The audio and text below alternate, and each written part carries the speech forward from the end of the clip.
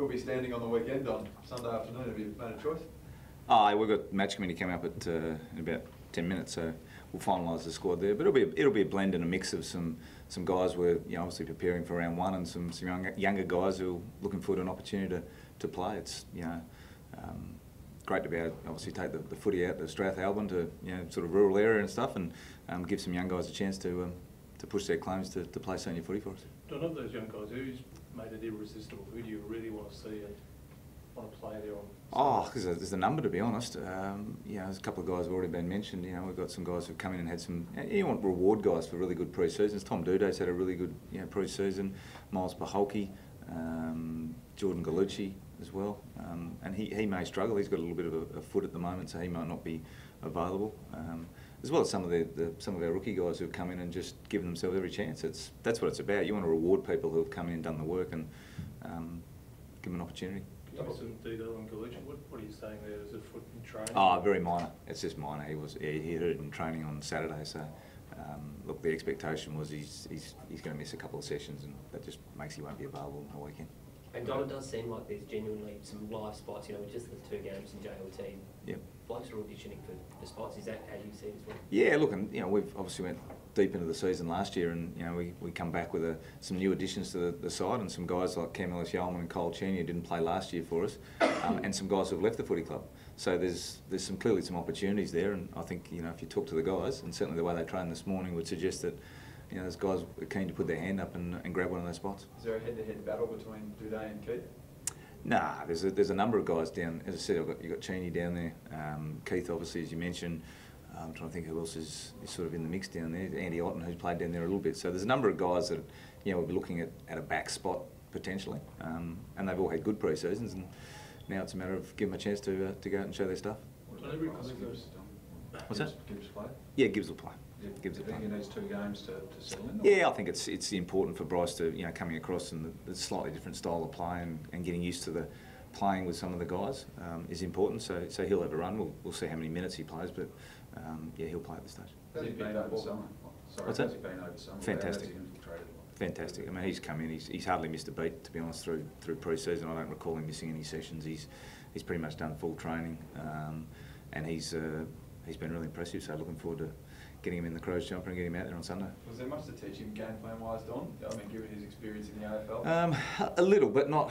There's minor variations, but I think between the teams and how they play. Probably more the difference in language and terminology and some of the focus areas we have as compared to say Carlton. But it's probably more for him just building the chemistry and the link with the other players. And we've got some guys who've played a fair bit of footy together, and he hasn't. So the more opportunities he gets to play with guys alongside him that he's going to be playing with come the home and away, the better. And I think it's just Tex, Brodie, in terms of guys. I know you've got match committee coming up. Yeah. Unavailable. Yeah, Riley Knight was also there. Yeah. And Knight. Yeah. Hugh Greenwood, how's he going? Yeah, well, Hugh and Brad Brad Crouch have been on a slightly reduced program, so they won't be playing either, and we'll manage them into the following weeks and into the season. But they're just not quite ready for the full hit out this weekend. Do you reckon they'll play against Port in 2 weeks? Look, that's going to be subject to selection, but our plan is, again, we look at each player and what they've actually done, their volume of work, what they're ready for, as well as I said, balancing off opportunity for some younger guys. And in the case of Brad and Hugh, they're not quite ready for a full noise game just yet, but we're hopeful they will be in 2 weeks. We expect they will be in 2 weeks, to be honest. Don, every club has an agenda in the pre-season. What's the Adelaide agenda for this one? Our agenda is always the same: it's to get ready for round one. And we think the importance of that is, as I say, exposing some younger guys to playing, getting our more senior players ready for round one by making sure they've got enough game time, so we don't just end up with them having to make a big jump in the last week in terms of their conditioning to play round one. And obviously, from a game plan viewpoint, we want to see some of the things we've been working on into action to get ready for that round one. But I mean, is winning important? I always prefer winning because I think it's a good habit to get into, but it's not at all costs. But certainly we'll be going down there with intent to try and win the game of footy. And Don, realistically, I mean, I'm sure you've got an idea round what the team look like, certain blokes pick themselves, but realistically, how many spots in your mind are still, okay, maybe here, not sure? There's a number, to be honest, and I haven't got an exact number for you. But it's also about guys actually almost picking themselves, and that's the opportunity they now get over the next few weeks is to push their claims forward and say, here's the reason why you should pick me ahead of this guy. It's an old adage, but the side sort of picks itself. In a lot of ways, it sort of does because the guys' efforts, not only the training track, but now come game time, for who's going to play those roles and who's going to step up. So, sorry, your game plan clearly been very successful since you've been here, but have you tweaked it much in this off-season? We've tried to build on it. We've tweaked and adapted a couple of little things, a couple of principles we've changed around a little bit.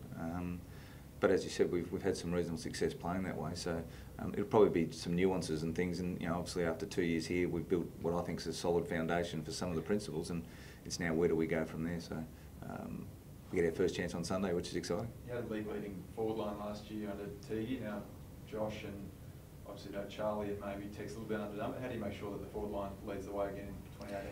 Well, that's a great challenge for Josh, and he's been fantastic. Since he's arrived, he's brought some different ideas and obviously worked hard with the forwards. And as you say, with the two guys who won't be there certainly tomorrow, that opportunity presents for a number of guys. And so it's about blending in some of our traditional forwards with some of the newer guys, and that's again building that chemistry and seeing the sort of work rate we require of our forwards and the effort. So I'm looking forward to seeing what they'll produce on Sunday. It's a good start for them. What's the update on Walker? Where is he at with his progress? Yeah, he's on track. He's started running again, and at this stage, he's on track for round one. I haven't got a complete update, to be honest, but I haven't heard anything that suggests that he's gone backwards from the original plan. So Galucci just this week he'll be good for 2 weeks? Should be, yeah, should be. Okay.